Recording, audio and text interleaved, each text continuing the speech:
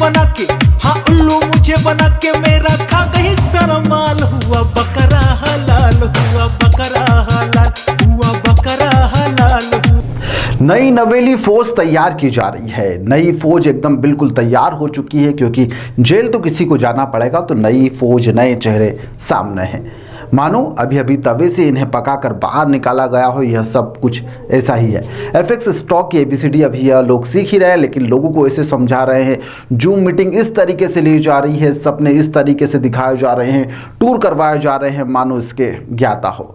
लेकिन सावधान सावधान सावधान, दीपक और सोनू के इस मायाजाल से आप भी सावधान हो जाइए।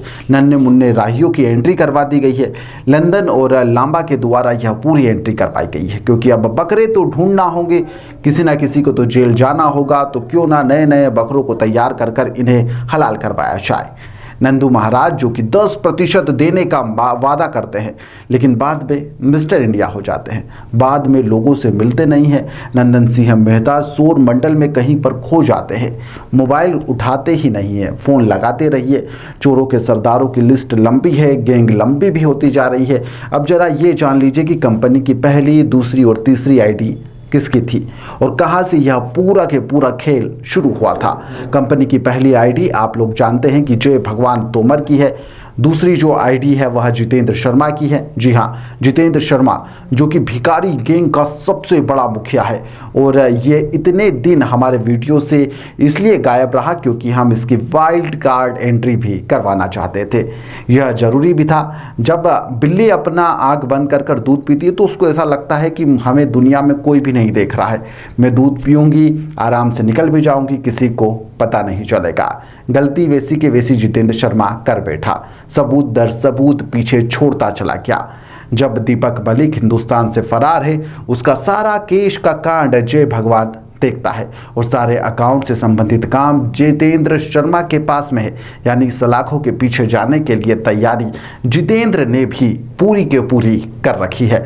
जितेंद्र के एक साइड नीचे सुखचैन उर्फ बाबा जी है। बाबा जी का इतिहास इतना लंबा है कि उसके ऊपर एक एपिसोड भी बना सकते हैं।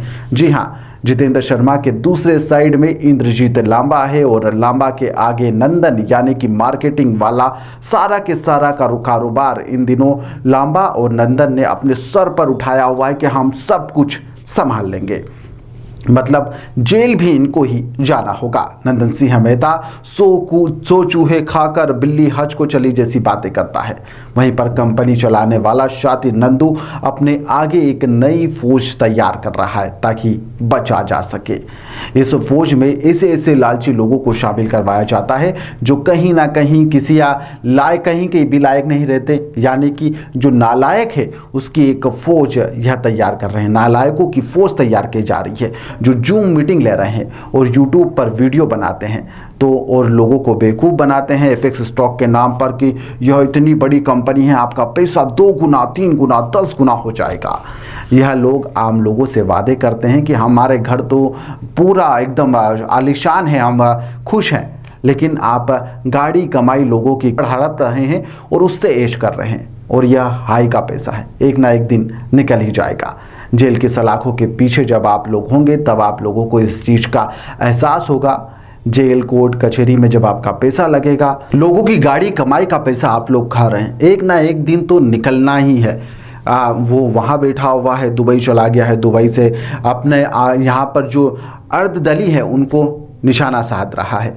खैर, अविनाश की बात करते हैं। अविनाश वाकई में क्या नाश करने के लिए इसे लाए हैं? सारे के सारे जो निवेशक है, क्या उसका यह नाश करवा देगा? अविनाश यानी कि नंदन सिंह मेहता की फौज को संभालने वाला सुशील जायसवाल, लेकिन जो अभी पूरा काम है वह उसके हाथ में है। एक गांगुली करके भी है, गांगुली वो नहीं जिसे आप समझ रहे हैं क्रिकेट वाले गांगुली, ये एक नए गांगुली है जो यहाँ पर फौज जो तैयार की गई है नई उसके एक मेंबर हैं। इलियास कुरैशी से भी आपको हम थोड़ी जल्दी मिलवाने वाले हैं कि आखिर ये लोग कौन है। नंदू महाराज ने ये जो पूरी गैंग तैयार की है, इनके जितने भी सदस्य हैं इनसे हम आपको एक एक कर रूबरू करवाएंगे, क्योंकि वीडियो थोड़ी सी लंबी हो सकती है तो शायद से आप लोग इसे बेहतर तरीके से ना समझ पाए।